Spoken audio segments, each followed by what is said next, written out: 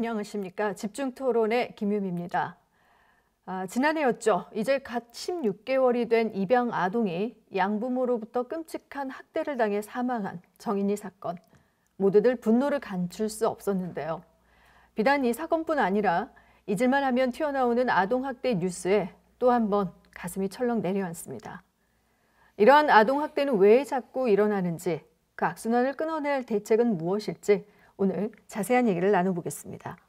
자, 토론을 위해서 네 분을 모셨습니다. 먼저 한선희 광주광역시 아동보호전문기관 관장 나오셨습니다. 어서 오세요. 안녕하십니까. 다음 이용교 광주대학교 사회복지학과 교수 나오셨습니다. 어서 오세요. 네, 안녕하십니까. 네, 그리고 송수아 변호사 나오셨습니다. 안녕하세요. 안녕하세요. 마지막으로 최희선 아동학대 예방교육 강사 나오셨습니다. 반갑습니다. 반갑습니다. 네.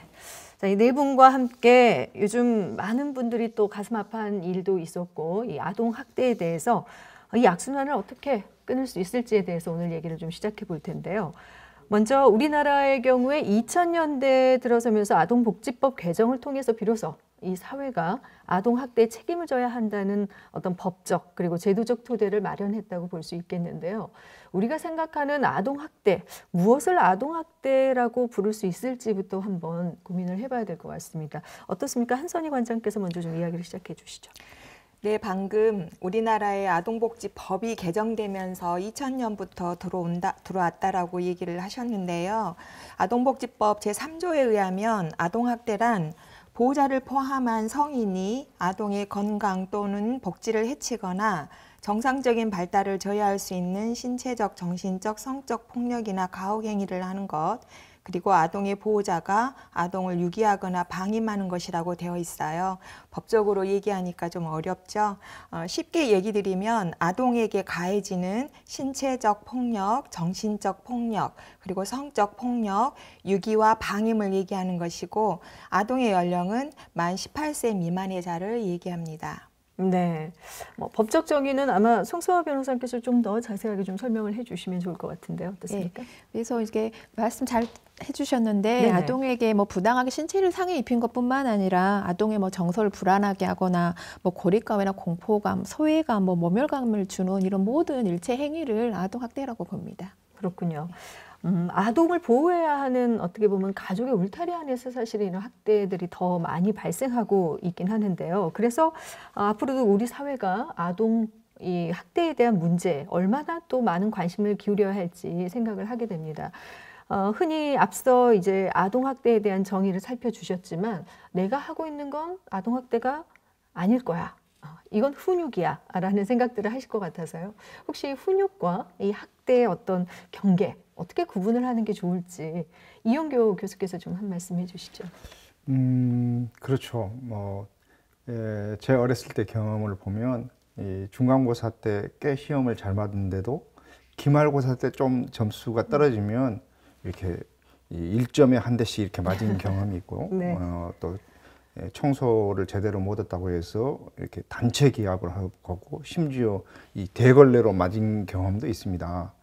아마 그때 많은 선생님들은 훈육이라고 생각하고 했을 거예요. 그렇지만 오늘날 우리 학부모들은 그런 정도의 사건이 있으면 아마 아동학대라고 신고하겠죠. 그래서 저는 훈육과 아동학대는 종이 한 장 차이일 정도로 상대적이다라고 저는 봅니다. 그래서 과거에 우리 어른들이 그냥 대수롭지 않게 생각했던 많은 행위들이 오늘날을 보면 아동학대의 범주에 속할 수도 있다라는 생각을 해주셨으면 합니다. 네, 상대적일 수도 있다.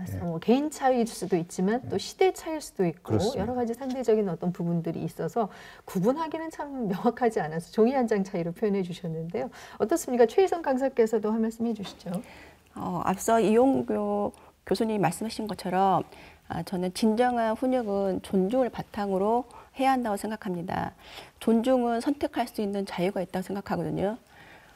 존중이 무너지는 순간 훈육은 너무 쉽게 그 학대로 넘어가기 때문에 이 참 경계선이라는 게 저는 그냥 인격의 존중 그리고 그 본인의 그 자유를 존중해 준 거라고 생각합니다. 네, 인격의 존중, 네. 예, 존중을 하느냐 그렇지 않느냐에 따라서 훈육과 이 학대의 경계를 나눌 수 있지 않을까라는 의견을 주셨는데요. 앞서 이제 아동 학대의 정의라든지 이런 훈육과의 어떤 차이점을 듣다 보니 우리가 이제 학대라는 것을 신체적인 학대, 또 정신적인 학대, 좀 전에는 어떤 유기라든지 방임이라든지 성적 학대 뭐 이런 것들까지 다 포함해서 학대로 구분을 하고 있다라고 말씀을 해주셔서 이런 유형이라든지 아동 학대라고 볼 수 있는 어떤 징후라고 할까요? 이런 것들이 어떤 것들이 있을지 더 설명을 좀 듣고 싶습니다. 예. 아니, 우선 네네. 먼저 유형 들어가기 전에 네네. 그 훈육은 아이의 어떤 도덕이나 품격, 인격을 길러주는 것이거든요. 그런데 우리가 예전부터 우리나라의 문화 가운데 사랑의 매라는 의미의 어떤 체벌이 그 용인되어졌던 그런 문화였어요. 네. 그런데 체벌이라는 것은 신체에 어떤 억압이나 신체에 해를 입혀서 제압하는 방법이거든요.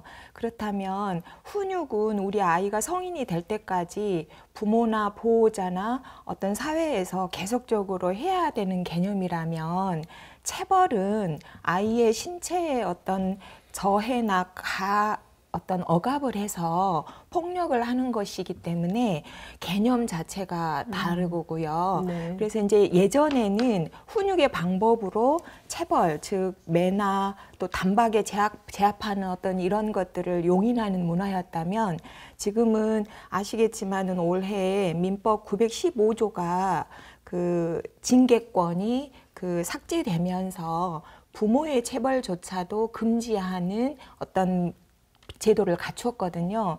그래서 사회에서 학교에서 선생님에 의해서 체벌 금지가 되었던 과거의 어떤 그 법 제정과 더불어서 부모가 내 자식 내가 키우면서 사랑에 매한다 좀 때리는데 라는 이런 것들도 주의하시거나 하면은 안 된다. 이제 이런 말씀을 좀 드리고 싶고요. 이 체벌과 학대의 개념이 우리가 불분명합니다. 네. 아까 그 최희성 강사님께서 존중의 의미를 실어야 된다라고 말씀 주셨는데 좋은 말씀이신데 우리가 이제 부모들이 가정에서 일어나는 아동 학대의 대부분의 경우에 자녀들을 버릇을 고친다거나 또는 문제 행동을 수정한다거나 라는 것에서부터 사실은 시작하거든요. 네. 근데 이제 폭력의 속성이 저희들이 알고 있기로는 폭력은 가속성이 있어서 예전에는 한 대로 됐던 것이 다음에는 한 대로 해결되지 않는 그런 속성들을 갖고 있어요. 네. 그리고 내가 이제 성장했을 때 내가 어른으로부터 또는 힘 있는 자로부터 폭력을 당해서 뭔가 문제를 해결했다고 한다면 내가 좀 컸을 때 나보다 더 약한 사람이거나 상대방이 잘못하면 폭력이나 매로 해결할 수 있다라는 방법을 습득하게 되는 거죠. 네. 이런 속성들 때문에 아이들을 훈육함에 있어서 어떤 그 체벌이나 또는 매 이런 것들은 우리 문화 가운데 긍정적인 훈육 방법을 부모님들께서 많이 배우고 공부하고 또 그런 아이들에 맞춰서 해야 된다라고 생각하고 이런 어떤 사랑의 매가 허용되는 이런 문화들을 우리의 인식 가운데서 조금 없애야 된다 이렇게 네. 생각을 합니다. 네, 훈육, 체벌, 학대, 뭐 이제 개념적으로 또 우리 문화적으로 사실은 훈육이라는 이름 하에 체벌을 하기도 했지만 이제는 절대 해서는 안 되고 그 폭력이라는 성향 자체에 대해서 가속적이고 또 습득을 할 수 있다라는 점에서 폭력은 반드시 허용이 돼서는 안 된다라고 이제 강하게 얘기를 해주셨는데요. 자, 송수아 변호사께서도 그밖에 이런 어떻게 보면 아동 학대 이런 폭력들은 속성들이 다 들어가 있기 때문에 유형이라든지 이런 것들에 대해서 말씀해 주시죠. 네. 그 아동학대 유형은 크게 4가지로 나눌 수 있는데 첫 번째는 신체적 학대, 두 번째 정서적 학대, 세 번째 성학대, 그리고 마지막으로 방임 및 유기인데 먼저 신체적 학대를 제가 말씀드리면 보호자를 포함한 성인이 아동에게 어떤 우발적인 사고가 아닌 상황에서 신체적 손상을 입히거나 어떤 신체 손상이 입도록 허용한 모든 행위를 말합니다. 뭐 예를 들어서 직접 손, 발로 그 신체를 때리거나 뭐 도구를 사용하거나 뭐 이렇게 강하게 흔들거나 어떤 그 화학물질이나 약물 등 유해한 물질로 신체에 유해를 가는 경우를 말하는데요. 그다음에 정서적 학대는 이런 보호자를 포함한 성인이 아동에게 어떤 언어적 모욕이나 정서적 위협, 뭐 감금, 억제, 기타 가학적인 행위를 하는 건데, 예를 들어서 뭐 적대적이거나 경멸적인 언어 폭력, 뭐 잠을 재우지 않거나 형제들 간의 비교, 차별하는 행위, 그리고 가족 내에서 왕따를 시키는 행위, 그리고 아동이 가정폭력을 목격하는 행위도 정서적 학대에 해당됩니다. 그리고 성학대 같은 경우는 이런 보호자를 포함한 성인이 자신의 성적 충족을 목적으로 아동에게 하는 모든 성적 행위를 말하는데, 예를 들어서 뭐 본인의 그 나체나 성기를 노출하거나 아동을 성적으로 추행하거나 뭐 성관계를 직접 하거나 아니면 유사 성행위를 하게 하거나 아니면 성매매를 시키나 성매매를 매개하는 행위를 포함합니다. 마지막으로 방임 및 유기는 그 보호자가 아동에게 위험한 환경에 처하게 하거나 아동에게 필요한 의식주, 의무교육, 의료적 조치를 등을 제공하지 않는 행위를 말합니다. 예를 들어서 뭐 기본적인 의식주를 제공하지 않거나 출생신고를 하지 않거나 아니면 아동을 가정에 두고 집을 나가시거나 아니면 아동을 특별한 사유 없이 학교에 보내지 않거나, 그리고 아동을 보내지 않고 무단경색을 계속 방치하거나 아니면 아동에 필요한 의료적 어떤 개입을 전혀 하지 않는 행위들을 말합니다. 이런 아동학대의 징후 같은 경우는 그 아이의 울음소리, 비명, 신음소리가 계속 들리거나 아니면 계절에 맞지 않는 옷을 입거나 아니면 아동의 상처에 대해서 보호자의 진술과 아동의 진술이 전혀 맞지 않거나 아니면 뚜렷한 이유 없이 아이가 학교에 가지 않거나 아니면 나이에 맞지 않는 성적 행위들을 보면 아동학대의 징후라고 볼 수 있습니다. 그렇군요. 아동학대 징후와 함께 유형 4가지에 대해서 자세한 설명을 해주셨는데 각각 유형을 구분하긴 했지만 사실 복합적으로 나타날 수 있는 부분이 있는 것 같아요. 뭐 신체적, 정서적 학대가 함께 이루어진다든지 유기방임도 역시 함께 이루어질 수 있는 부분이 있어서 최희선 강사께서 좀 덧붙여 주시고 또 하실 말씀 있으신 패널분들의 얘기를 듣겠습니다. 네, 그 송수아 변호사님이 전문적으로 신체적, 정서적, 성적 방임형을 정확히 잘 설명해 주셨는데요. 저는 이제 현장에서 이제 강의를 하다 보니까 직접적으로 저기 관객들하고 많이 이야기하는 경우가 많아요. 근데 보면 가까운 예로 그냥 저희가 보면 굳이 그 상처가 일반적으로 나지도 않아도 될 겨드랑이 안쪽이나 그쪽에 뭐 상처가 돼 있거나 그리고 또 멍이 치시때때로 틀리게 멍이 들어있는 자국, 그리고 또 상처에 대해서 아이가 말하는 거하고 원에서 말하는 선생님이 말하는 거하고 틀려요. 그런 경우는 우리가 또 쉽게 알 수가 있잖아요. 그리고 또 아이들이 그 사회성이 떨어다 보고 그 어른들에 대한 경계성이 있다 보니까 자기도 모르게 방어가 나오면서 공격적인 현상이 나오거든요. 이것은 저희가 그냥 주위에서 쉽게 볼 수 있는 현상이라고 생각합니다. 네. 굳이 그 아동학대의 유형을 몇 가지로 이제 나누었는데 현황으로 나타나는 통계를 보면은 중복학대가 거의 50% 정도 되고요. 정서학대 비중이 좀 높고 그다음에 신체학대이고 성학대로 나타나는데 중복학대 개념이 그 유형이 높다는 얘기는 복합적이고 학대를 함에 있어서 단순한 어떤 한 유형의 것으로 하지 않고 아이들의 발달에 저해가 되는 여러 가지 행위들을 보호자들이 함으로써 저희에게 나타나기 때문에 이런 것들에 대한 해결이나 또는 서비스나 이런 것들이 좀 전문적이고 다양하고 좀 복합적이다 이렇게 이해가 되어집니다. 네. 아동학대는 아마 과거에서부터 쭉 있어 왔겠지만 최근에 일련의 사건들을 경험하면서 더욱더 부각이 또 되고 있어요. 언론에서도 마찬가지로. 지난해 창녕 아동학대 사건도 그렇지만 천안 아동학대 사건, 전 국민의 진짜 안타까움과 아쉬움 이런 것들, 또 충격 이런 것들이 언론 보도에서 휩싸이고 있는데요. 자, 발생 건수를 보면 그렇다면 지금 정말 이게 심해진 것인가? 또 특히 코로나19 상황에서 집에 머무는 시간이 많아지면서 아동학대 발생 건수가 증가했다. 이런 통계치도 보이고 있는데요. 어떻습니까? 이용규 교수께서 좀 설명해 주시죠. 예. 아동학대 신고 건수는 거의 매년 꾸준히 증가하고 있습니다. 그런데 이제 전문가들 사이에서는 그러면 실제로 아동학대가 늘어난 것인지 아니면 아동학대에 대한 관심이 높아지면서 신고가 늘어나는 것인지에 대해서는 논란이 좀 있습니다. 제가 이렇게 느끼기에는 학교폭력도 그렇고 아동학대도 그렇고 과거에 비해서 많이 심해졌다라기보다도 사회적 관심이 늘어났지 않았나 특히 이렇게 아동 학대를 신고받아서 처리하는 아동보호 전문기관이라는 것이 굉장히 많이 늘어났습니다. 그동안. 그리고 최근 이렇게 신고 건수를 분석해 보면 이렇게 한 아이가 아동 학대를 받았다고 해서 가정을 가서 보면 동생이나 다른 또 자녀들이 학대받은 경험도 있다든지 해서 인지에 의한 신고도 늘어나고 있습니다.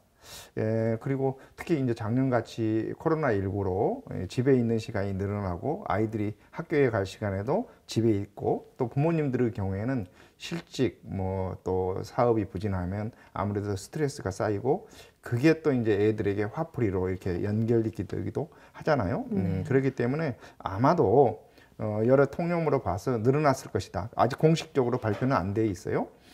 그렇지만 이렇게 추세를 보면 늘어나고 있고 그리고 사회적 관심이 늘어났기 때문에 신고 건수도 늘어나는 측면이 있지 않을까 저는 그렇게 보고 있습니다. 네, 한선희 관장께서는 어떻게 생각하시는지? 아니 맞습니다. 교수님 말씀하신 지적이 맞는데요. 2000년에 우리가 아동학대 관련 업무를 시작해서 올해가 2021년이니까 20년 지났잖아요. 해년마다 그 수치가 늘어났습니다. 저희들 표현으로는 신고 건수가 늘어났는데 그래서 주변에서 다들 아동학대가 계속 이렇게 늘어난 것이냐라는 질문을 많이 하시는데 교수님 지적하신 것처럼 아동학대에 관련된 어떤 수치를 보려면은 그 전에 아동보호에 대한 체계가 안전망이 얼마나 촘촘하게 지역사회가 만들어졌냐를 보면서 그것에 대한 척도가 아동학대에 대한 발견율입니다. 네. 그 아동학대에 대한 발견율이라 함은 아동 1000명당 몇 명이 학대로부터 또는 안전하지 않은 어떤 그런 현상으로부터 보호되었느냐라는 수치를 얘기하는데 네. 미국 같은 나라에서는 아동학대에 대한 발견율이 1년에 1000명당 13명 정도까지 데이터가 나타나는데 우리나라에 지금 2019년도 통계에 의하면 3.4명 정도 되어 있습니다. 네. 그렇기 때문에 그 OECD 국가 중에서 그 기본적으로 아동학대에 대한 발견율이 더 높아져야 된다라고 보는 개념이고요. 또 하나 이제 쉽게 말씀을 좀 드려보면 우리의 과거 아동 사망건 중에 원영이라는 아이가 있었습니다. 근데 이 원영이라는 아이가 취학 전에 그 예비 통보 되어야 되는데 예비 통보에 나오지 않았고 두 번째 그 취학 연령 2차 통보에도 나오지 않아서 조사를 해보니까 이 아이가 이제 안타깝게도 아동학대로 사망한 사건이었거든요. 네. 2015년도에 이 일을 경험으로 우리 국가에서 취학 전 예비 통보 아이들에 대해서 소집에 응하지 않으면 아이들을 경찰과 지자체에서 가정 방문을 해가지고 아이들을 아이들의 어떤 그 안전 여부를 확인하는 것을 하고 있거든요. 네. 전수 점검을. 이것처럼 2015년도 이전에는 없었던 일인데 국가가 2015년부터 그것을 하면서 이런 아이들이 발견되어지는 거죠. 네. 또 하나의 예를 들어보면 이제 취약 연령에 그렇지만 이아동 행복지원 시스템이 2018년도에 3월 달에 만들어졌는데요. 이 시스템은 뭐냐면 아이가 어려서부터 예방접종을 제대로 맞고 또는 고위험 가정, 예를 들자면 우리 복지카드, 아이카드 같은 것을 수령해 가지 않거나 예방접종이 제때에 되지 않거나 사실 국가에서 영아의 아이들에게 8가지 정도 무료 예방접종을 해줌에도 불구하고 그걸 접종하지 않는 게 있다거나 이러면은 뭔가 이상한 거잖아요. 그런 어떤 빅데이터를 가동해 가지고 모자 가정이라거나 좀 취약 가정이라거나 그 가정에서 아이들의 출생에 어떤 흔적이 없거나 하는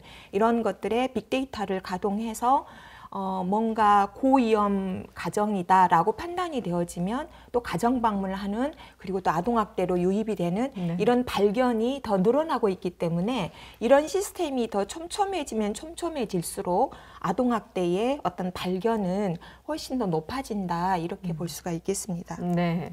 자, 아동학대 발견율, 그러니까 1000명당 인원수라고 말씀을 해주셨는데요.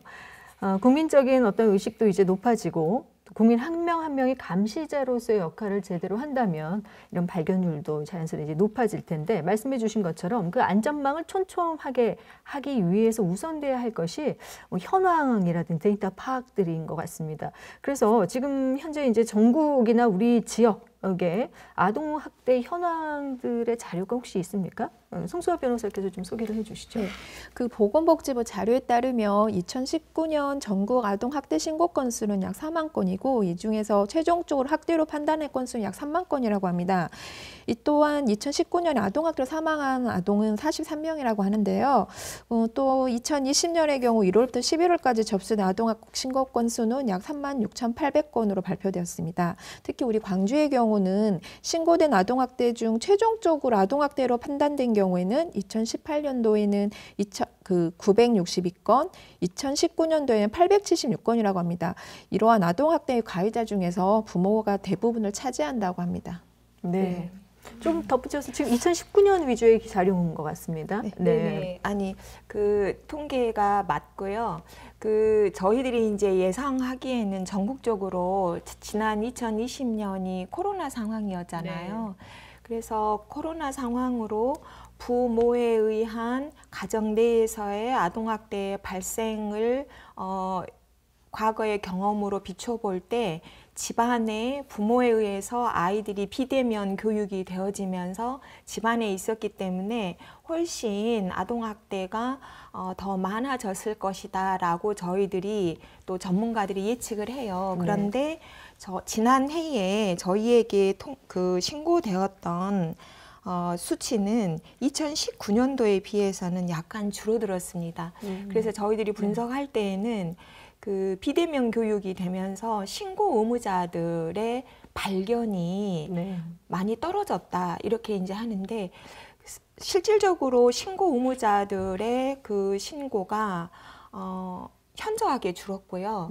또 그리고 특히나 교육 쪽에 있는 어린이집, 유치원, 초중고 이런 교사들에 의한 것들이 많이 줄어들어서 현황이 실질적으로 광주에서 지난 2020년에는 지금 구축이 안 된 통계, 가통계이기는 하지만 884건이 신고되었고 672건이 판단되었습니다. 네, 조금 줄긴 했지만 사실 이 수치는 코로나로 인해서 이제 등원이나 등교를 하지 못해서 발견율이 줄지 않았을까 하는 예측을 이제 해주셨는데요. 뭐 이 자리에 나와 계신 모든 분들이 어떻게 보면 현장에서 최일선에서 이런 아동학대 사건들을 접하고 또 아동학대 사례들을 자주 뭐 접하셨으리라는 생각이 듭니다. 그래서 혹시 현장에서 느끼신 부분들, 특히 뭐 사례 중심으로 한 말씀씩 해주시면 좋겠는데, 먼저 최희성 강사께서 말씀을 좀 해주시죠. 저는 그 강사잖아요. 아동학대 예방 교육을 하는 강사인데, 제가 최근에 제가 접한 건데요. 한 새벽 정도 되는데 여자의 비명소리가 계속 들리면서 잘못했어요 하는데 그 잘못했다 해도 물건 던지는 소리와 그다음에 어른의 목소리가 애한테 욕하는 모습. 근데 제가 생각했을 때 편견인지 모르겠지만 제가 알고 있는 그 부모님들은 다 교육자이세요. 그래서 설마 하고 넘어갔어요.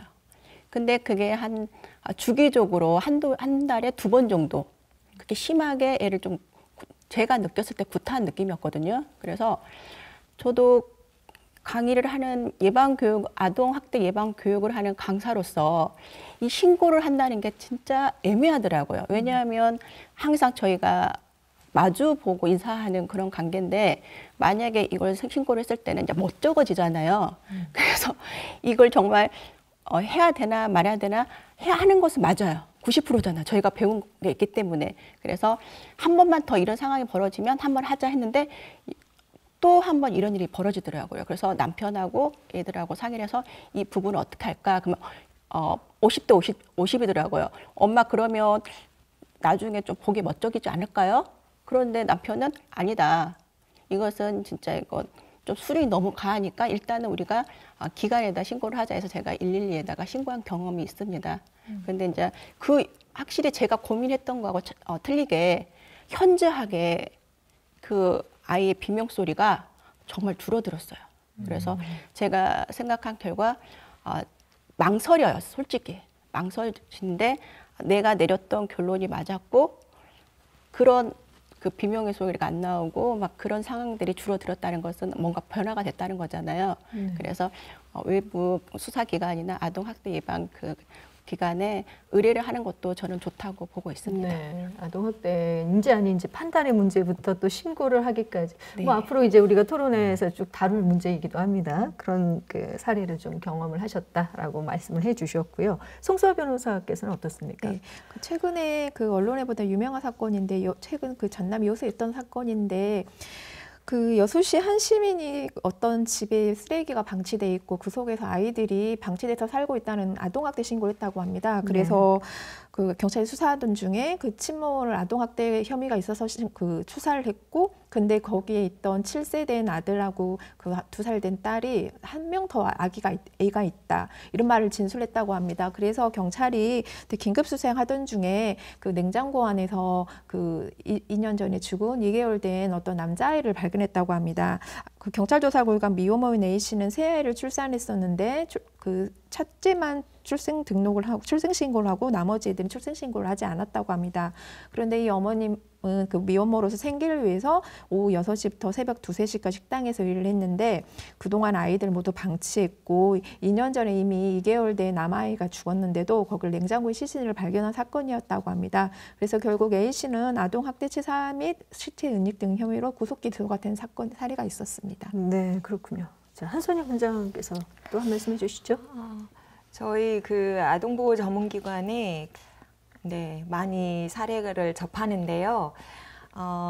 사실은 이런 사례를 얘기하면 되게 조금 그 일을 하고 있는 사람으로서 마음이 썩 좋지가 않아요. 그런데 좀 긍정적으로 우리가 이제 요즘 사회에서 여러 이슈들이 만들어지고 아동학대 관련 인식이 높아지다 보니까 또 이름을 말하기가 어렵지만은 정인이 사건을 우리가 많이 알고 있잖아요. 네. 그 정인이라는 이름을 얘기하기조차도 좀 민망한데 저희들은 정인이가 준 선물이었다라고 표현하는 사례가 있어요. 그 아이가 6개월 된 아이였는데 의료진이 예방접종 해야 할 2차 예방접종 해야 될 때에 아이가 오지 않았고 1차 예방접종을 할 때 아이의 상태가 너무 발달이 느려져 있는, 발달이 더디되어 있는 아이를 발견하고 예의주시하고 있다가 2차 예방접종의 날 오지 않아서 의료진이 신고해 준 사례예요. 네. 그래서 이제 저희들이 출동해서 나가보니까 6개월 된 아이가 4kg 약간 넘는 정도의, 아마 정상적인 발달을 했다면 6개월 정도 되면 8kg에서 10kg 정도 돼야 되는 아이거든요. 네. 그런데 이제 4kg 정도 남짓 돼가지고 되어 있는 그런 아이여서 저희가 이제 구제에 오면서 그 주변인들, 이 의료진도 신고 의무자이시고요. 그래서 아마도 이 의료진께서 더 민감하게 이렇게 반응을 해주셨기 때문에 이 정인이가 남긴 선물이구나, 저희들이 이제 그러면서 기뻐했는데요. 이처럼 주민등록 번호가 출생신고가 안 되어서 오는 아이들, 또 여수의 사례도 말씀하셨는데 조그만 멍자국에서부터 시작해서 출생신고가 안 되어졌거나 또는 사망 상태, 뇌사 상태, 이런 상태로도 오는 사례들도 있는데, 이것의 가장 저변에는 우리 사회가 이제 원래는 아동이 태어나면 부모에 의해서 가정에서 건강하게 자라야 되는 게 기본적인 아이의 권리의 하나이거든요. 그런데 그 부모가 부모의 역할을 못하거나 또는 보호자가 보호자 역할을 못해서 우리 아이들이 이렇게 그런 어떤 양육 환경이나 발달 환경이 깨진 상태로 네. 놓여져 있다면 그것을 주변에서 빨리 민감하게 반응해 주는 것, 이게 네. 어떤 여러 사례들 얘기하기보다 앞서 네. 우리들이 관심 가져야지 될 어떤 그런 영역인 것 같습니다. 네. 이용규 교수님 어떻습니까? 예, 뭐 여러 사례를 말씀해 주셨는데요. 저는 좀 우리가 아동 학대인지 잘 모르면서 하는 학대 몇 가지를 좀 소개해 드릴까 싶어요. 네네.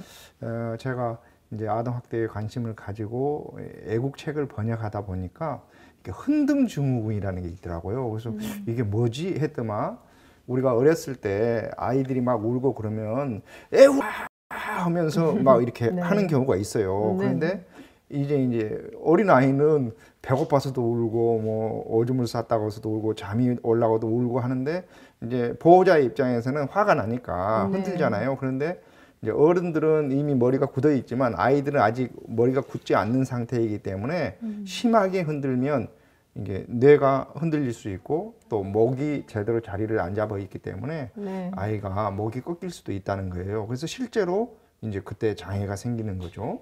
그런데 이제 많은 어른들은 잘 모른다는 겁니다. 네. 그 다음에 또 몇 년 전에 있었던 사건이잖아요. 우리나라 사람들이 우리나라 부부죠.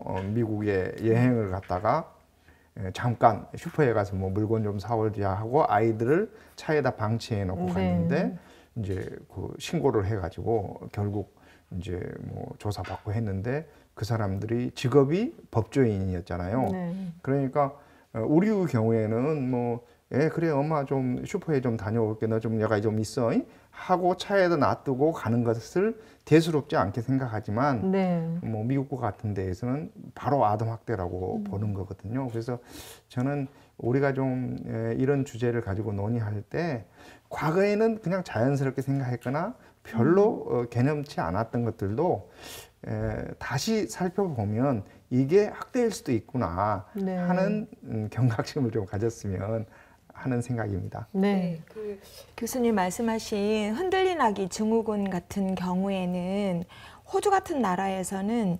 12세까지, 12세면 우리나라에서는 다 컸다라고 그렇죠. 생각하잖아요. 네. 그런 아이들을 잡아채거나 흔들었을 때 이 중추신경이나 뇌가 아직 형성되어 있지 않은 상태에서 아이에게 사지마비나 뇌사 사망까지 이르게 하는 것이 발표가 되고 연구 발표가 되어져서 12세까지 금하고 있어요. 네. 우리나라 같은 경우도 36개월 이하의 영아들에게 하는 모든 이런 흔들리는 거나 이런 것들은 아동 학대로 정하고 있거든요. 네. 그리고 이제 또 교수님 말씀하신 것처럼 그 아이를 저희들한테 신고되어지는 사례 중에서 애가 잠을 잘 자고 있으니까 당신하고 나하고 여기 바로 집 앞에 포장마차에 가고 술 한잔 하고 오지 하고 나가서 아이들이 잠에서 깨어가지고 새벽에 방을 나와서 두리번거리는 그제 뉴스에서도 엄마가 아이를 밖에서 문을 네. 닫아놓고 그 그 일터에 나갔는데 아이가 니복 차림으로 나와가지고 들어갈 네. 수 있는 방법을 어린아이여서 몰라가지고 영하 몇 도의 그 날씨에 있었던 사례들이 있잖아요. 미국 같은 경우에는 12세 미만의 아이들에게 30분 이상 보호자하고 떨어져 있는 경우에도 아동 학대로 규정하고 있어요. 네. 그래서 아이들을 학교에 데려다 주고 데려오는 것뿐만 아니라 영아들이나 신생아들이나 취약 전 아이들에게 보호자들이 없는 것은 상상할 수가 없죠. 네. 그런데 우리나라는 조금 그 생계형 방임 또는 그 이번에 코로나 상황에서 너무나 많이 그런 게 극명하게 나타났는데 학교는 가지 않고 아이들이 집에 있는 상태에서 보호자들은 일터로 나가버리고 초등학교 6학년 정도 된 아이가 4학년 정도 된 아이를 보살피고 있는 그 상태에서 인천에서 화재 사건이 발생한 거잖아요. 네. 이런 것처럼 그런 것들의 어떤 안전망들이 정말로 잘 갖춰져야지 된다 이렇게 생각이 듭니다. 네, 어떻게 보면 우리가 이제 학대가 아닐 것이다라고 생각했던 게 학대일 수가 있다라는 점을 두 분이 잘 짚어주셨는데요. 이번에 그 이제 정인지 사건을 워낙 많은 그 사회적 이슈로 또 다뤘기 때문에 이 사건을 계기로 아동학대 후유증에 대한 관심도 굉장히 커지고 있습니다. 이렇게 한번 아동학대를 받고 나서 이후에 아이들에게 끼치는 영향이 얼마나 큰지에 대해서 좀 얘기를 듣고 싶은데요. 일단 그런 후유증 하면 대표적으로 어떤 것들이 있을까요? 먼저 최희선 강사께서 좀 설명해 주시죠. 저희가 지금 아동을 이야기하고 있는데 영화도 있고 지금 미성년자들 다 아동이잖아요. 그런 게 보니까 저희가 그게 이론적으로 의학적으로 그렇게 깊이 들어가지 않아도 저희가 현실에서 지켜보면 이 아이의 행동을 보면 알 수가 있다고 생각하거든요. 어떤 아이들은 굉장히 그런 그 어른들의 보호를 받지 않고 무시당하고 존중을 받지 않은 애들은 저희가 굳이 무슨 지능적 뭘 검사를 하지 않아도 행동에서 나타납니다. 사람을 피하거나 눈치를 보거나 어른들을 보면 뒤로 숨어요. 그건 가장 가까운 예잖아요. 그리고 반대로 어떤 아이들은 공격성을 보여요. 그 공격성이 자기 방어를 하려고 하는 거거든요. 그러니까 너무 이론적으로 저희가 무슨 의학적으로나 그렇게 설명하지 않아도 주위에서 보면 이 아이들의 행동 등을 보고도 이 아이가 정서적으로 아이들은 그러잖아요. 밝고 건강에 클 수 있는 그런 특권을 갖고 있잖아요. 근데 우리가 그냥 예시적으로 봐도 이 아이의 행동을 봐도 우리는 금방 알 수가 있어요. 그러나 알 수가 있으면서도 우리 어른들이 오히려 그냥 지나치지 않나.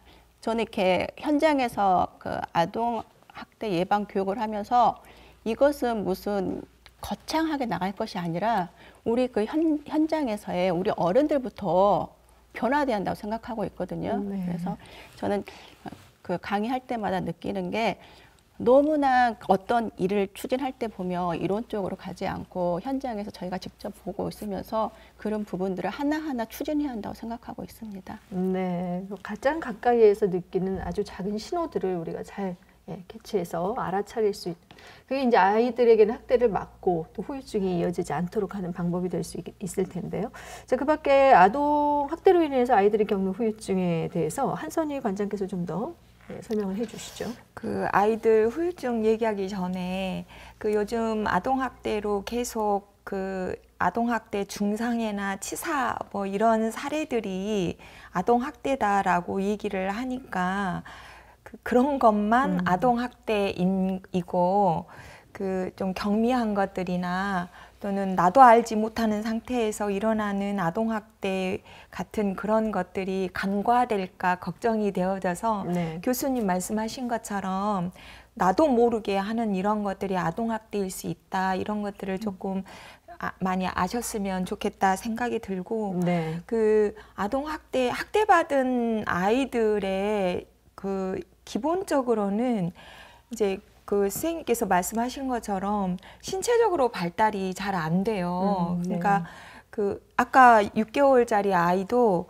아주 그 4kg 남짓밖에 안 된 상태로 저희들의 여기 오는데 이런 아이들의 공통점이 정말로 잘 신체적으로도 발달이 안 되고 심리, 정서, 지적 모든 면에서 발달이 조금 더 안 되는 경우가 일단은 많고요. 네. 그다음에 이제 두 번째로는 우리 아이들이 자존감이 일단 기본적으로 낮은 상태로 와요. 그러니까 이제 그 학대받는다는 얘기는 자아 존중감이나 이런 것들을 기르거나 또 이런 게 성장해 갈 수 있는 어떤 그런 기본이 없기 때문에 자아 존중감이 낮으니까 이렇게 무력하거나 또는 소심하거나 또 그런 것들을 표현하는 것이 어렵거나 이런 상태로 오는 아이들이 되게 많고요. 네. 이런 것들이 또 우울감으로 있는 아이들도 있지만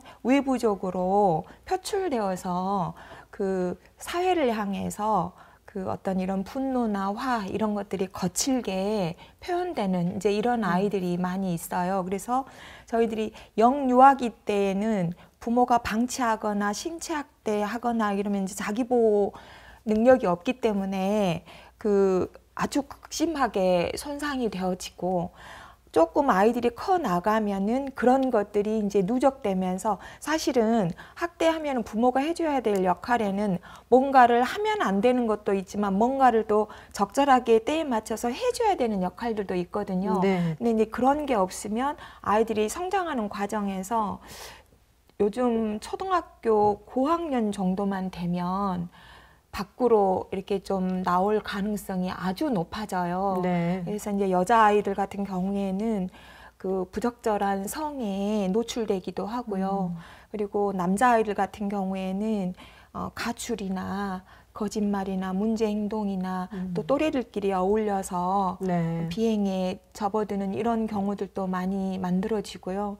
그래서 이제 중학생 정도 되면은 이 바운더리가 훨씬 넓어지죠. 네. 근데 이제 요즘 제가 정말 심각하게 생각되어지는 것 중에 하나는 그 우리나라가 긍정적이게도 IT가 아주 그 발달한 나라인데, 그것의 또 그늘의 하나로 아이들이 성을 이 사이버상이나 이 정말 무분별하게 노출되어 있는 경우가 너무나 많아요. 네. 그래서 그 이렇게 핸드폰 같은 경우, 꽁폰 이런 거 핸드폰을 가지고 어디 와이파이 되는 곳에 가서 그 톡이나 카톡 이런 어떤 그 채팅 관련 네네. 그 창에 들어가서 보여줘봐. 이제 이렇게 소통을 하다가 은밀하게 너 거기 가서 보여줘봐.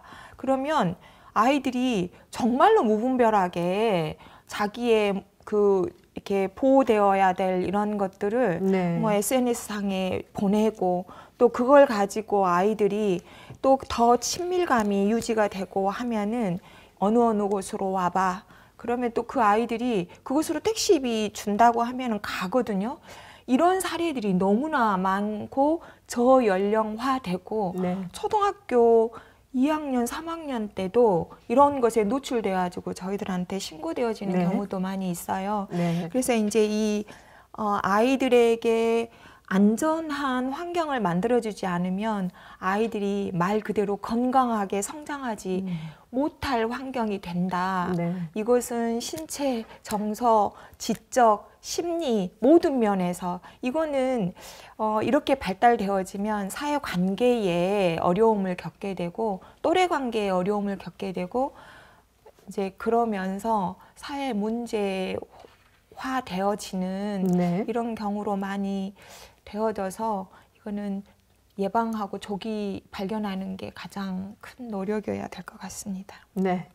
아동학대, 아동의 입장에서는 이제 후유증으로 남는 거지만 사실은 또 주변인들에게는 어떤 신호가 또 될 수 있을 텐데요.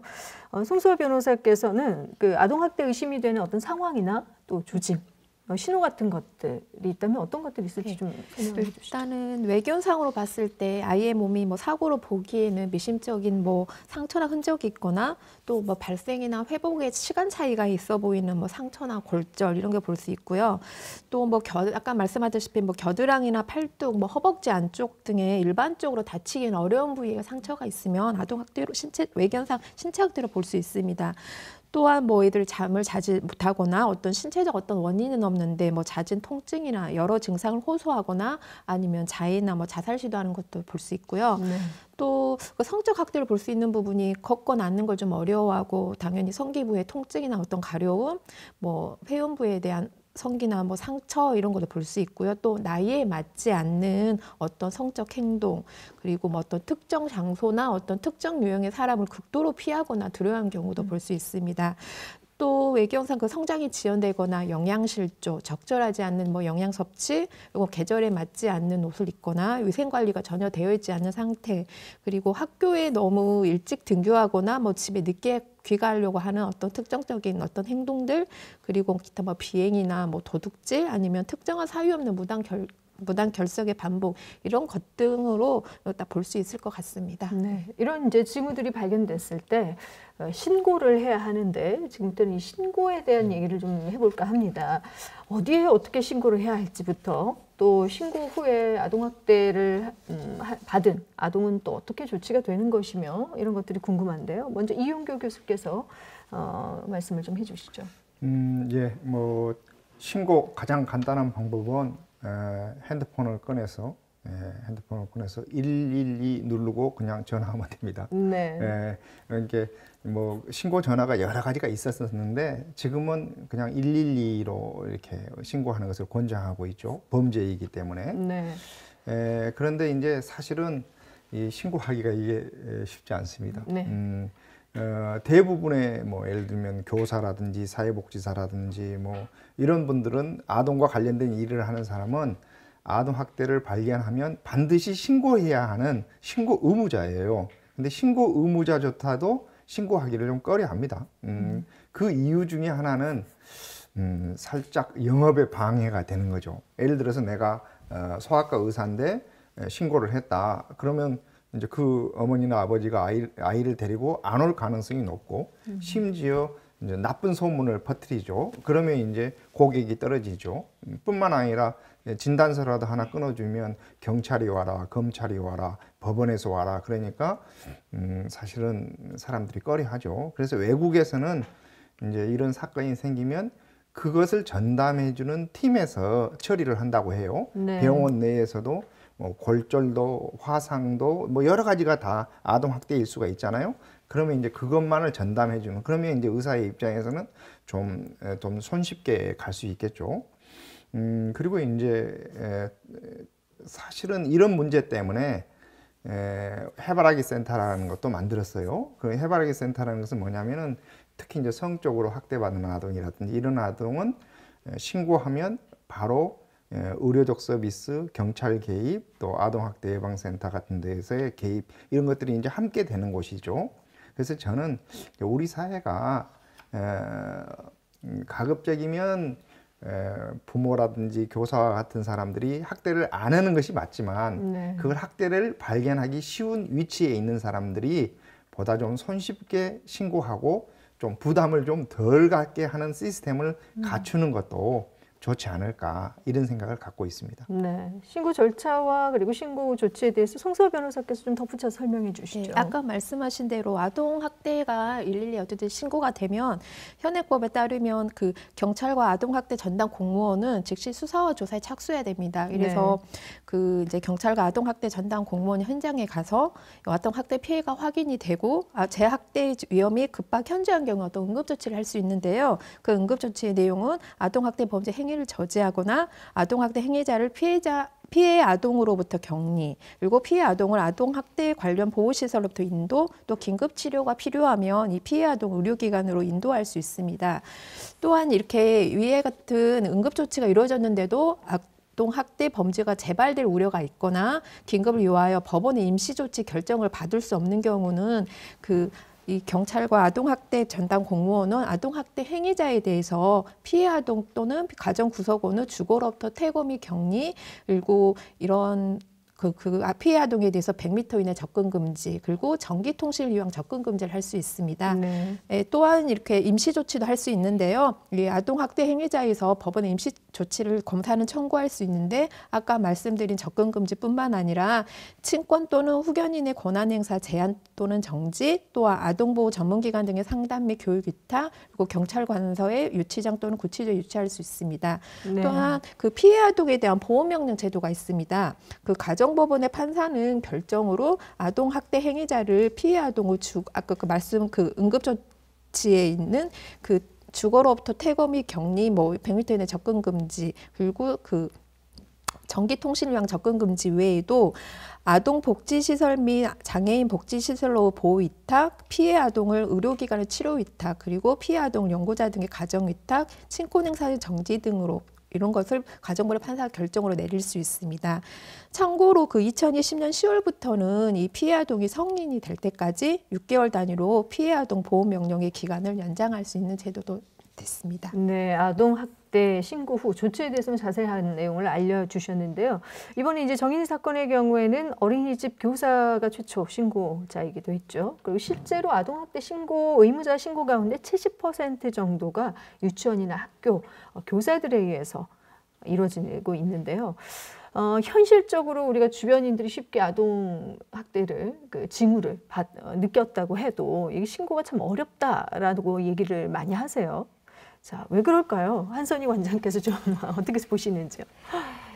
아까 그 아동학대가 의심되거나 발견되면 112로 신고하는 거 맞습니다. 우리가 다 기억하고 있어야 될 것 같고요.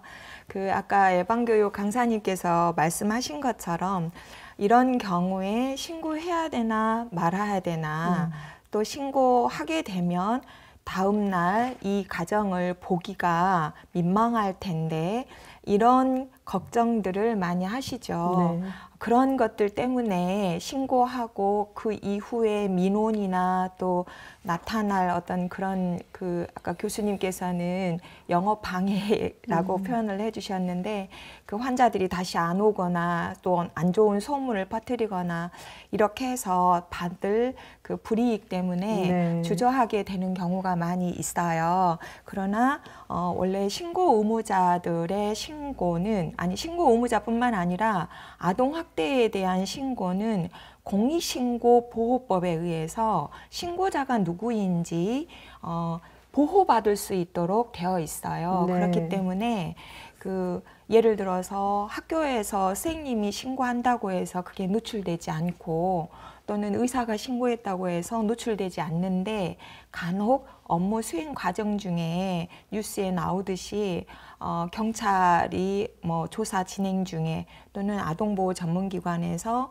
업무 진행 중에 신고자가 신변 노출이 돼버리는 것은 그 사람들의 업무 잘못인 겁니다. 네. 그래서 신고자는 노출되지 않도록 되어 있고 이제 그러나 사실은 신고 현황에 신고 의무자들의 신고는 20몇 %, 30%를 넘기기를 어려워요. 네. 나머지 70% 정도는 비신고 의무자들, 일반인들에 의한 신고이거든요. 근데 이제 법에는 아동학대를 의심하거나 발견했을 때, 즉 의심이라는 게 있는 거예요. 네. 이 아동학대에 대한 판단을 그래, 이 정도쯤이면 아동학대야 라고 내가 판단하는 게 아니고 네. 그 아동학대에 대한 판단은 최종적으로는 법원에서 하고요. 지금 아동보호 전문기관에서 그동안 했던 아동학대 관련 일을 다 아시겠지만은 포용국가 아동정책 2019년도에 발표된 이후에 2020년부터 공무원이 배치되면서 공무원들이 하도록 되어 있습니다. 그래서 작년에 2020년 작년에 광주에 5개 그 자치구 중에서 2개 구 자치구가 공무원이 배치되어 있고요. 지금 현재 공무원들이 전적으로 그 일을 감당하기가 어렵기 때문에 20년 동안 아동보호 전문기관에서 해왔던 노하우를 공무원들의 지금 전수하고 있는 중이고요.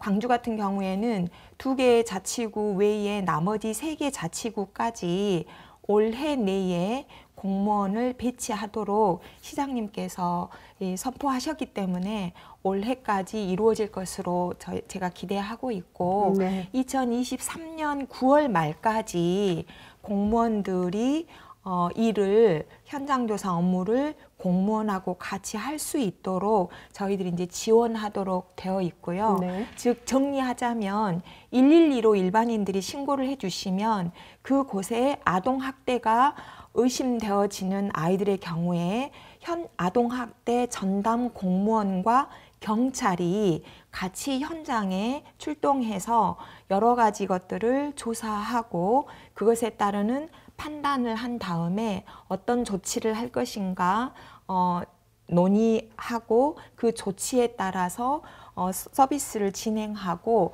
아이가 안전하게 보호되고 있다라는 것까지 네. 이루어지면 사례 관리를 아동보호 전문기관에서 이 서비스에 대해서 진행을 하고 마무리하는 형태로 업무가 조금 바뀌었고요.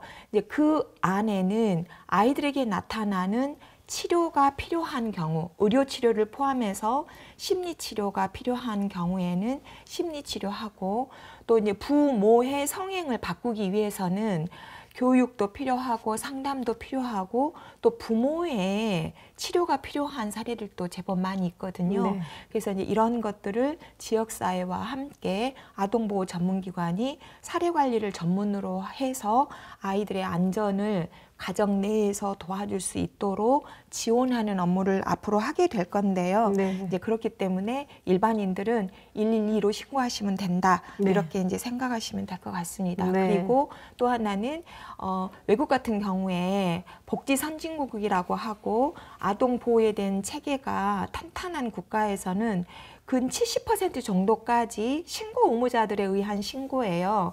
그런데 우리나라의 경우에는 30% 이내 정도이기 때문에 아직도 신고 의무자들의 역할이 좀 더 강조되어야 될 것 같다라고 생각이 들고요. 네. 앞으로는 신고 의무자들이 신고를 안 했을 경우에는 과태료 조항이 아주 높게 이제 책정되어질 예정입니다. 그래서 또 신고 의무자들의 그 직군들도 더 많이 포함을 시켜가고 있는 중이고요. 사실은 신고 의무자들이 우리나라에 차지하는 비율이 아동이 18세 될 때까지 지역 사회와 국가가 양육 보호 발달시키고 있는 체계가 얼마나 많습니까? 네. 거기에 종사하시는 분들이 상당히 숫자가 많거든요. 그래서 이제 그런 것들을 의심되어질 때, 사실 또 얘기를 드리고 싶은 게, 아이들은 자기들의 피해 내용이나 자기들의 상황을 보고하기가 쉽지 않습니다. 네. 이제 어른들의 어떤 피해 내용은 성인들이기 때문에 피해 내용을 보고할 수가 있지만 아이들의 특성은 그런 것들을 보고하기가 어렵습니다. 특히 어린아이일수록 진술 능력도 없고요. 또 초등학교 저학년 정도 되더라도 아이들이 자기의 의견을 얘기하기보다는 이런 모든 문제가 나의 원인이고 내가 뭔가 잘못했기 때문에 부모가 나를 사랑한다. 그래서 이렇게 일어난 일이다라고 아이들 거의 대부분이 그렇게 인식을 하고 있기 때문에 주변에서 발견해주는 네. 노력이 필요하다는 거죠. 네. 그래서 이제 아이들은 어떤 멍자국을 진술할 때도 이 멍자국은 친구들과 다투다가 또는 어딘가에 부딪혀서 또는 형이나 동생하고 싸우다가 넘어져서 이렇게 진술을 하기 때문에 그런 어떤 아이들과의 신뢰관계가 충분히 형성되어지는 관계에서 이런 것들이 아이들의 입에서 나올 수 있기 때문에 네. 아이들을 보살피는 신고 의무자 직군에 속하는 그런 분들은 아이들과 라포 형성, 우리가 흔히 얘기하는 라포 형성, 신뢰감 형성, 정말 저 어른은 믿을만 하구나, 네. 이런 관계가 만들어져야 이 아이들이 얘기를 할 수 있습니다. 네네. 그렇기 때문에 아이들이 진술하기 어려운 경우에는 주변에 보호자들이 네. 발견할 수 있는 노력이 필요하고요. 아이들이 얘기를 할 수 있는 그런 정도의 관계라면은 아이들에게 신뢰감을 형성해서 네. 그것들을 잘 관찰하고 상담을 끌어내고 이런 노력들이 사실은 필요하다라고 할 수 있습니다. 네, 알겠습니다. 자, 최희성 강사께서도 이 신고와 관련해서 뭐 주저하는 것, 물론 앞서서 이제 주저하기보다는 일단 신고를 하는 것이 신고자의 의무고 판단은 관련 전문기관이나 또 경찰에서 하기 때문에 신고를 좀 더 활발하게 적극적으로 해야 한다는 말씀을 해주셨거든요. 예, 어떻게 생각하시는지 한 말씀 해주시죠. 저는 그 아동 학대 예방 교육 예방이에요, 예방. 그 결과에 대한 그 판단을 해서 이 사람을 벌을 주고 이것은 그 우리 한선희 관장님께서 말한 것처럼 그건 법에서 할 일이고요. 저희 소소하니 저희 시민이나 저희 어른들이 할 수 있는 일은 뭐냐면 판단은 말한 것처럼 어떤 결과물을 갖고 법에서 판단하는 거고요. 저희들은 어떤 행위, 어떤 그런 사건들을 봤을 때 저희가 판단하지 않고 뭔가 이상 행위를 했을 때 제 느낌이잖아요. 그 판단은요. 그래서 또 저희가 그냥 쉽게 신고할 수 있는 그런 게 저는 필요하다고 생각을 합니다. 뭔가 거창하니 뭔가가 사건이 터지고 나서 그 신고는요 이미 예방이 아니라 결과물이거든요. 그래서 저는 지금 아동학대 예방 교육이 제가 작년부터 한 2년 정도 바짝 했거든요. 그건 뭐냐면 그만큼 사건이 막 터지고 있다는 거예요. 저는 제가 봤을 때요, 그 예방 아동학대는요, 그 전에도 있었어요.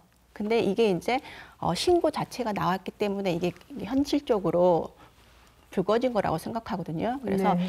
저는 가장 그 현장에서 필요한 건 뭐냐면 저희 어른들이나 저희 가까운 이웃이나 시민들이요, 그냥 어떤 결과물이 딱 터지고 나서 신고가 아니라 그냥 의심이 됐을 때 그냥 편하게 좀 저러지 않냐라고 신고를 할 수 있는 그 단계가 필요하다고 생각하거든요. 네. 예, 그런 게 된다면 그냥 시민들이 이건 내 판단이잖아요. 그리고 결과물은 법에서 하든 기관에서 하든 그것은 기관에서 하면 되잖아요. 저는 그냥 의심이 돼서 신고할 뿐이잖아요. 네. 이런 좀 무게감이 크게 신고자에게 무게감을 실어주는 게 아니라 그냥 내 생각이니까. 그리고 수사기관에서 그 부분을 어때요? 조사하면 아니면 아닌 거고 그것이 크게 확산될 수도 있기 때문에 예방 차원에서 저는 그런 부분이 저는 중요하다고 생각합니다. 네, 의심이 가면 쉽게 신고가 될 수 있는, 신고할 수 있는 시스템이 중요하다라는 말씀을 해주셨어요.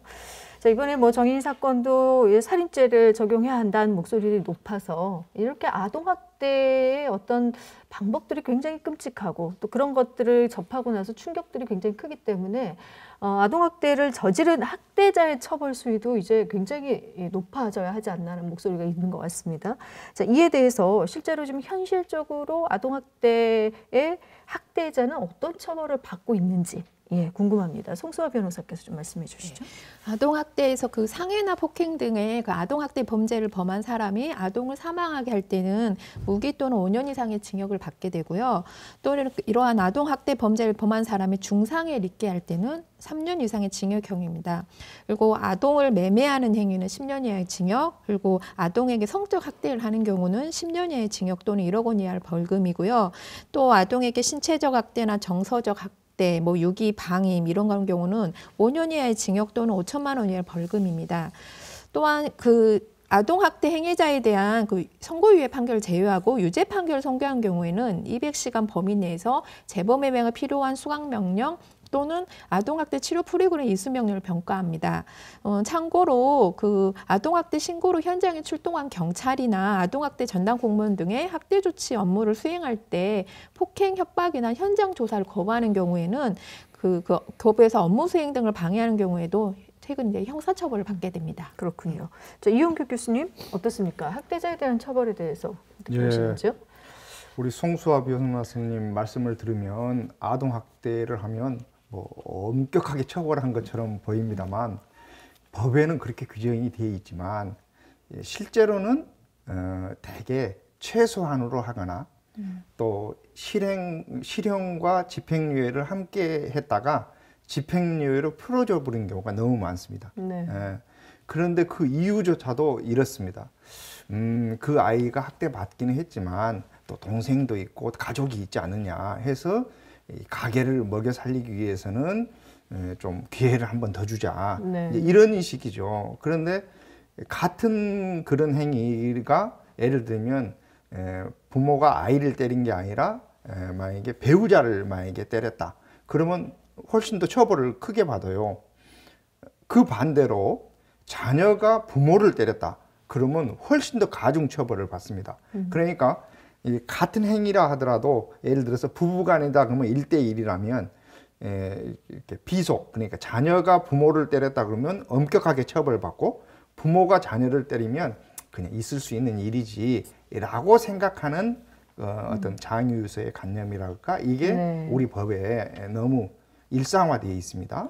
그래서 저는 이제 아동학대가 우리가 범죄라는 인식을 갖고 이제 점점 가중처벌되고 보니 이 주변에서 야 너무 또 세게 처벌하는 거 아니냐 이런 인식이 있는데 특별히 저는 이렇게 아동과 관련된 일을 하시는 분들에게 좀 경각심을 주고 싶어서 말씀드리고 싶은 것이 뭐냐면 이렇게 뭐 벌을 세우는 것도 많이 강화가 됐지만 최근 들어서는 해당 분야 취업 제한입니다.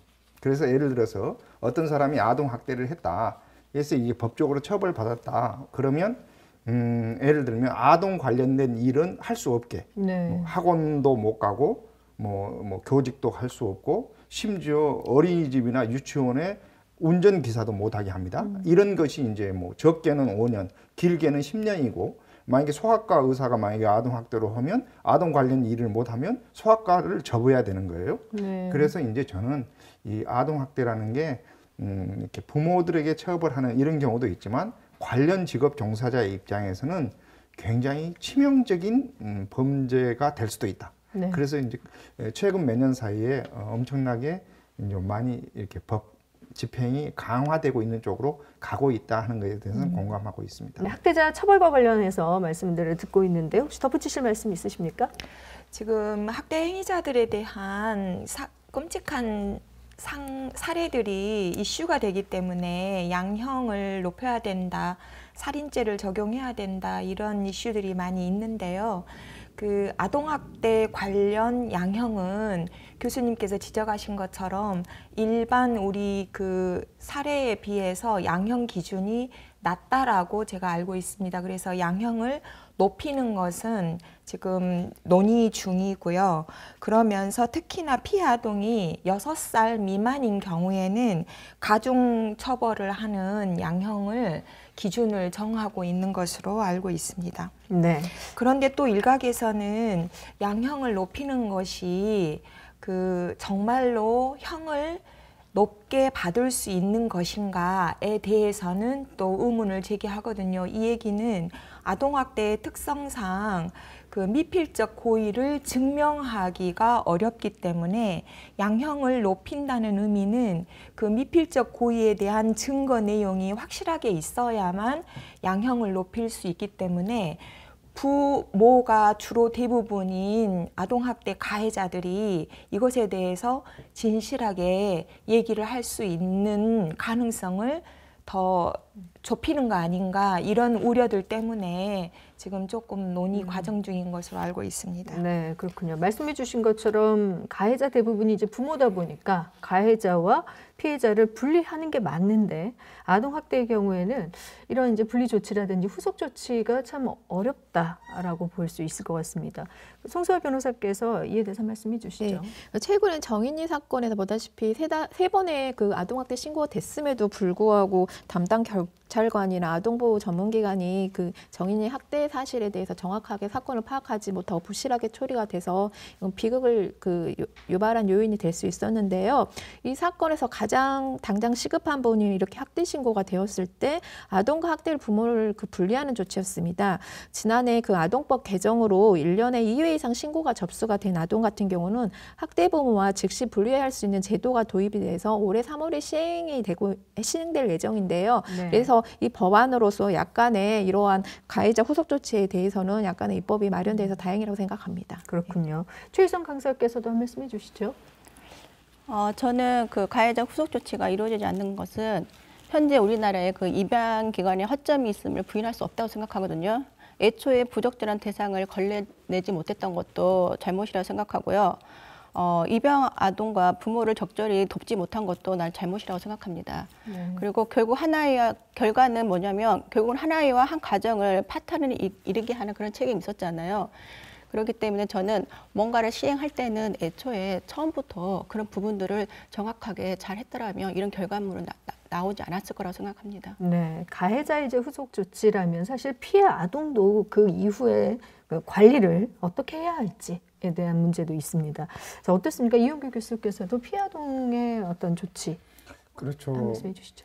이게 가정에서 학대가 되면 많은 사람들은 이제 분리 조치해야 된다라고 하는데 사실은 분리해도 갈 곳이 마땅치 않습니다. 그러면 어떤 사람들은 전국에 뭐 70개가 넘는 아동학대 그 피해 아동을 위한 쉼터가 있지 않느냐라고 하는데 이미 거기에 아이들이 또 있기 때문에 그리고 또 이제 이게 극단적인 사건의 경우에는 그때 정말 분리했어야 돼라고 생각하지만 또 많은 경우 학대 피해 아동이 상담이나 교육을 통해서 원 가정으로 돌아가는 경우가 대부분입니다. 네.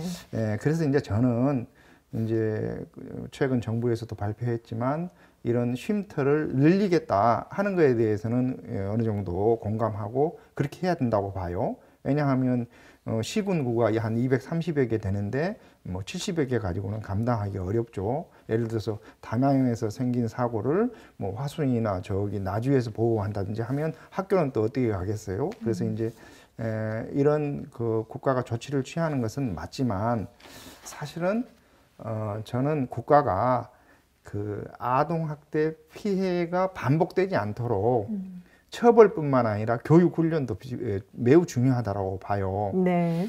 실제로 이렇게 어렸을 때 폭행을 당했던 사람들이 성인이 되면 또 가정폭력 가해자가 된다고 해요. 실제로 가정폭력 가해자들에게 어렸을 때 어땠느냐, 맞고 자랐다. 그 다음에 이렇게 부부간에 서로 싸울 때 어떻게 싸웠냐, 치고받고 싸우거나 밥상을 엎어본 것을 일상적으로 본 적이 있다. 그러니까 저는 학습되는 것을 막는 노력이 병행돼야 되지 않을까 그런 생각을 갖습니다. 네. 피해 아동의 관리 부분에 있어서 송수아 변호사께서 한 말씀해 주시죠. 예, 이제는 그 구체적으로 그 아동보호 전문기관에서 피해 아동을 통해서 어떤 서비스를 제공하는데요. 이런 피해 아동의 어떤 이런 아동학대 위험 요소를 감수하기 위해서 뭐 상도 및 지원 서비스도 하기도 하고요. 재학대 발생 예방을 위한 뭐 보호 체계를 구축해서 뭐 학교나 주민센터, 친인척들에서 모니터링도 하기도 한답니다. 그리고 이제 학대 후유증 극복을 위해서 심리검사, 심리치료도 제공하기도 하고 이런 학대 행위자에 대해서도 어떤 위험 요소를 감소를 위해서 상담 및 지원 서비스가 있고요. 뭐 양력 기술 및 방법, 뭐 과거력 폭력에 대한 태도, 인지 양상, 뭐 이런 스트레스 관리에 대한 상담 서비스도 제공하기도 한답니다. 그리고 이런 가족 구성원들에 대해서 아동 방임이나 뭐 무기력한 원인을 파악해서 해결 방안을 모색하는 이런 건강한 가정을 만들기 위해서 환경 조성 지원 서비스도 제공해서 많이 노력을 하고 있는 중인 것 같습니다. 네. 자, 아동 학대 문제에 대해서 이제 제일 중요한 근절 대책에 대해서 조금 마무리로 얘기를 해볼까 합니다. 앞서서 교육을 좀 해야 된다라는 말씀을 해주셔서 부모 교육의 필요성에 공감하신 분들은 굉장히 많으시라는 생각이 듭니다. 최희성 강사께서는 또 일선에서 그런 일들을 하고 계셔서 더 공감하실 것 같은데요. 어떻습니까? 네. 저는 부모 교육의 필요성은 매우 중요하다고 생각합니다. 그 시대가 변함에 따라서 부모 교육도 부모 교육에 대한 개념이 변하고 있거든요. 그리고 그 부모가 변하면 결국은 아이들이 가장 혜택을 볼 거라고 생각하고 있기 때문에 현 시대에 맞게 부모도 그 시대에 맞게 아이들 양육하는 방법, 그 아이들을 그 지시하는 거 이런 부분들을 시대에 맞게 저희 부모들 먼저 교육을 받고 나면 가장 혜택을 받을 수 있는 것은 우리 아이들이라고 생각합니다. 네. 자, 이용규 교수께서도 한 말씀 해주시죠. 앞서도 제가 말씀드렸습니다만 사실 알고 보면 현재 아이를 두드러 패서 가르친다라고 생각하는 부모의 대부분은 본인이 어렸을 때 그렇게 학습받았을 가능성이 매우 높습니다. 네. 그렇기 때문에 어떻게 보면 학대 피해 아동을 보호하는 것 못지않게 부모들에게도 그것이 반복되지 않도록 가르치는 것 굉장히 중요하고요. 그 다음에 국가가 이런 일을 좀 지원할 때 사실 이 국가도 좀 더 체계적으로 했으면 좋겠어요. 최근 들어서 민간에서 했던 아동 보호 업무를 공무원이 하고 있잖아요. 그런데 이 공무원이 청와대에 민원을 제기를 했죠. 너무 업무량이 많고 야간에도 출동하고 주말에도 출동하다 보니 아동 보호 업무 하느라 우리 집 아이들을 학대하게 생겼다. 제발 좀 직원도 좀 늘려주고 예산도 좀 지원해달라. 이런 요구를 공무원이 청와대에 민원을 할 정도 되면 정부가 좀 이번을 계기로 해서 좀 더 좀 촘촘하게 지원 체계를 바꾸었으면 좋겠다 하는 생각도 함께 해봅니다. 네, 아동학대 방임 또 의심 이런 것들이 이웃이나 사회 전체가 나서서 아동폭력의 감시자가 돼야 한다라는 점에서는 모두들 의견을 모아주셨는데요. 그렇다면 광역 차원의 사회 자체 그러니까 아동학대 시스템을 어떻게 구축하고 있느냐, 이 부분이 아직은 조금 현실적으로 부족하지 않나라는 생각도 듭니다. 이에 대해서 송수호 변호사께서 좀 한 말씀 해주시죠. 그 한 아이가 건강한 사회인으로 성장하기 위해서는 가정뿐만 아니라 지역 사회의 관심과 공적인 책임이 필요하다고 생각합니다. 피해 아동과 가족을 위한 지역 사회 기관 간의 그 어떤 통합적인 체계 구축을 통해서 그 아동적 학대에 대한 지역 사회의 책임과 뭐 지속적인 모니터링을 강화하는 게 필요한 보입니다. 또한 아까 그 이용규 교수님께서 지적하듯이 아동학대 전담 공무원이 매우 인력적인 면에서나 전문성에 대해서 좀 부족해 보이는데, 이런 인력 확충이나 전문성을 확보해서 아동학대 예방이 매우 필요해 보인다고 생각합니다. 네. 자, 한선희 관장께서도 광역 차원의 아동학대 시스템에 대해서 말씀해 주시죠. 지금 아동학대 관련 업무를 하고 있는 곳이 경찰, 공무원, 아동보호 전문기관, 그리고 심지어 법원, 법무부까지 이렇게 4개의 기관들이 잘 역동해야만 좋은 결과가 나오는 이런 시스템이에요. 그런데 지금 제가 오랫동안 아동학대 관련 일을 해오면서 이 사회복지 영역에서도 아동학대 업무가 많은 소진을 갖게 되는 그런 좀 힘든 업무거든요. 그래서 이제 기피 업무예요. 그런데 경찰도 지금 아동학대 전담 경찰 공무원이 배치가 되었는데, 이 경찰도 기피 부서예요. 얼른 가고 싶대요. 떠나고 싶대요. 아까 교수님 말씀하신 것처럼 공무원이 지난 2020년 10월 달에 배치가 돼서 지금 몇 개월 되지 않았는데, 아동보호 전문기관에서 했던 업무를 일부분 해보니까 이 일 못하겠다, 힘들다 하고 정말로 얼마 안 됐는데 떠난 공무원들이 제가 파악하는 것으로는 정말 많거든요. 우리가 이제 대응 시스템을 만들 때에는 이 각 부서가 잘 유기적으로 협력이 되어야 시너지가 날 텐데, 지금 어느 곳에서든지 약간의 삐그덕거림이 있으면 제대로 작동을 못한다는 얘기가 첫 번째 되는 것이고요. 네. 두 번째는 이 사람들이 이렇게 힘든 일을 하는데 또 금방금방 바뀌기 때문에 전문성이 축적될 겨를이 없는 거예요. 이곳의 최근본은 예산이더라고요. 네. 그래서 이제 그 인력을, 전문성이 있는 인력을 갖추기 위해서는 비단 다른 나라의 경우에는 경찰은 사실은 조사 영역이나 사법적인 영역이잖아요. 여기에 아동학대의 특성을 담은 아동의 어떤 공부를 제가 알고 있기로 2년 이상 해야 이 아동학대 관련 전담 경찰이 될 수 있어요. 공무원도 마찬가지죠. 지금 현재 교육이 40시간, 60시간 해서 배치가 되거든요. 그렇게 해가지고는 일을 수행하기가 어려운 거예요. 그런데 지금 사회복지사들을 배치하기는 하나, 공무원들도 마찬가지로 전문성을 축적하기에는 순환보직 업무이기도 하고, 이 업무보다 다른 곳으로 가기를 희망하는 사람들이 많아서 네. 전문성이 축적이 안 된다는 얘기는 뭔가 근본적으로 대책을 세워야 된다는 얘기인데, 저희들이 생각하는, 또 저희들이 주장하는 것은 이 우리가 사회복지사 영역 안에서도 의료사회복지사, 정신보건사회복지사, 교정사회복지사 이렇게 있는 것처럼 아동학대 전담 사회복지사를 교육훈련해서 전문가들을 양성하는 시스템이 있어야겠다. 그래서 그 사람들이 그 업무를 맡을 수 있도록 이런 어떤 제도적 보완이 있어야 되지 않나, 이제 이런 생각이 들고요. 네네. 이 대응 시스템이 제대로 갖춰지려면 이 인력이 일단은 조직 구성이 잘 배치가 돼야 되잖아요. 그래서 공무원들이 지난 10월부터 배치되기 시작했는데 올해 안에 정말 필요한 인력이 다 배치가 되는 게 저희들로서는 가장 우선순위이고요. 이 분들이 이제 저희들과 같이 전문성을 갖추어서 일을 해 나갈 수 있도록 해야 될 것 같고, 네. 쉼터 얘기도 아까 했었는데, 사실 1년에 광주의 경우만 보더라도 1000건 정도 이상의 신고가 들어오고, 그중에서 10% 정도 재학대가 일어납니다. 그러면 약 100건이죠. 그런데 즉각 분리 제도가 3월부터 시행되는 거 현장에서는 엄청 염려하고 있습니다. 1회에 가서 분리를 할 아이들도 있고요. 2회, 3회가 가더라도 분리 안 할 가정이 있습니다. 그런데 문자적으로 이렇게 해석할 수 있는 해석해서 2번 이상 신고하면 분리한다.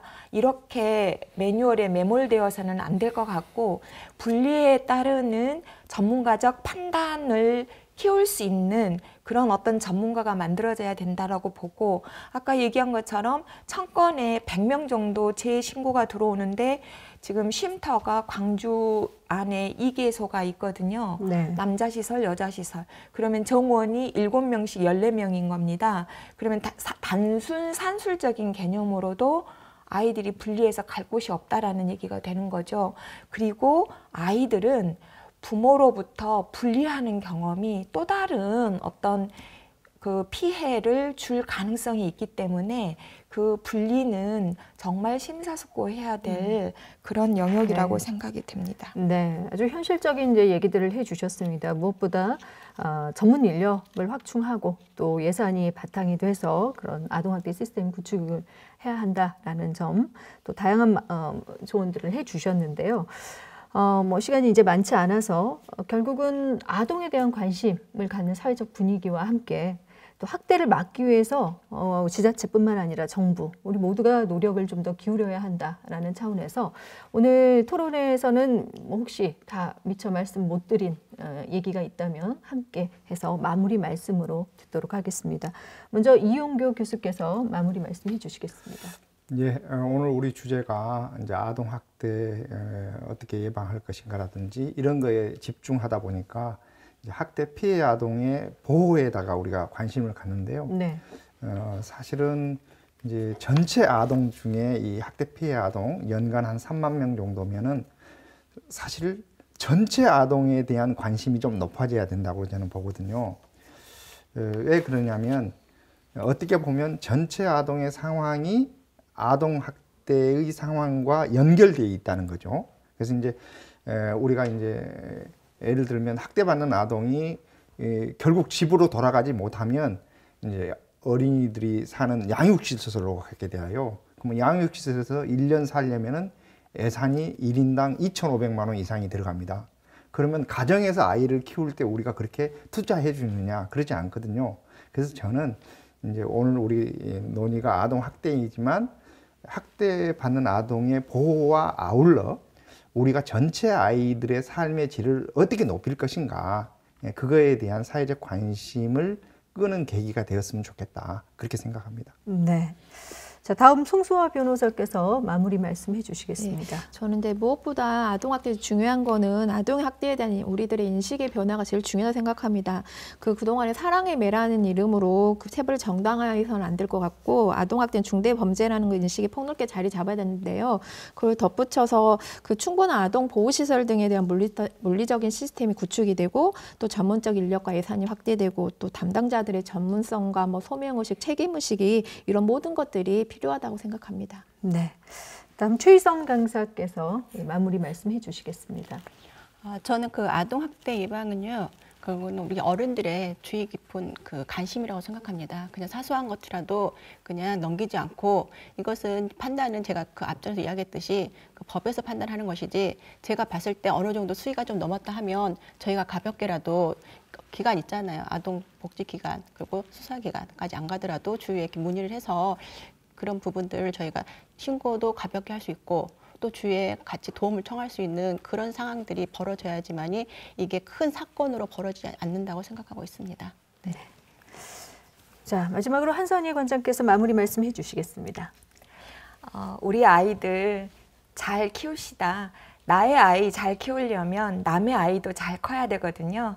그래서 부모됨을 좀 제대로 배우고 부모가 자녀를 어떻게 키우는 것이 건강하고 바르게 키우는 것인지 우리가 다 관심을 갖고 내가 스스로 바꿔 나가야 될 그런 때인 것 같습니다. 네. 자, 오늘 네 분과 함께 아동학대 악순환 근절 대책에 대해서 얘기를 나눠봤습니다. 앞에서도 여러 번 말씀드렸지만 더 이상 우리 아이들을 잃는 일이 반복돼서는 안 되겠습니다. 모쪼록 우리의 소중한 아이들이 순수한 영혼과 생명의 빛을 바르게 키워갈 수 있도록 우리 어른들이 시스템을 제대로 확립해야겠습니다. 시청자 여러분들께서도 조금 더 주변을 둘러보시고 모든 아이들에게 관심과 사랑을 기울여 주시길 바라면서 오늘 이 시간 마무리 짓겠습니다. 함께해 주신 여러분 고맙습니다.